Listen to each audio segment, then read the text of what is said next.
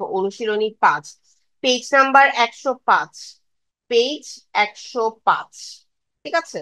আচ্ছা, এখন আমরা করব হচ্ছে 31 নাম্বার অঙ্ক। দেখ কি বলেছে, কণিকার কাছে যতগুলো চকলেট আছে তার 4 গুণ চকলেট আছে মনিকার কাছে। ঠিক আছে। কণিকার কাছে যতগুলো চকলেট আছে তার 4 গুণ চকলেট আছে মনিকার কাছে। তো আমরা এরকম ধরতে পারি যে এটা একটা মেয়ে কণিকা, আর এটা একটা মেয়ে মনিকা। এটা কণিকা, এটা মনিকা। কণিকার কাছে যা আছে মনিকার কাছে 4 গুণ বেশি আছে। ঠিক আছে। দুইজনের একসাথে 25টা চকলেট আছে।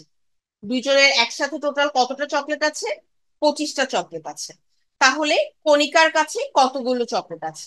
ঠিক আছে, তো কণিকার কাছে কতগুলো চকলেট আছে এটা আমাদের বের করতে হবে। তো আমরা ধরে নেই, ধরি কণিকার আছে এক্সটি। এক্সটি কি? XT chocolate. এরকম একদম স্পষ্ট করে লিখে নিবে, কণিকার আছে এক্সটি চকলেট। ঠিক আছে। তাহলে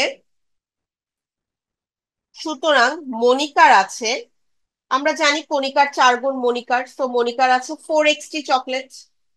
তাহলে আমরা প্রশ্ন মতে লিখতে পারি, প্রশ্ন মতে আমরা কি লিখতে পারি? প্রশ্ন মতে আমরা লিখতে পারি x + 4x = 25, কারণ আমরা জানি কণিকার চকলেট আর মনিকার চকলেট টোটাল হচ্ছে 25টা।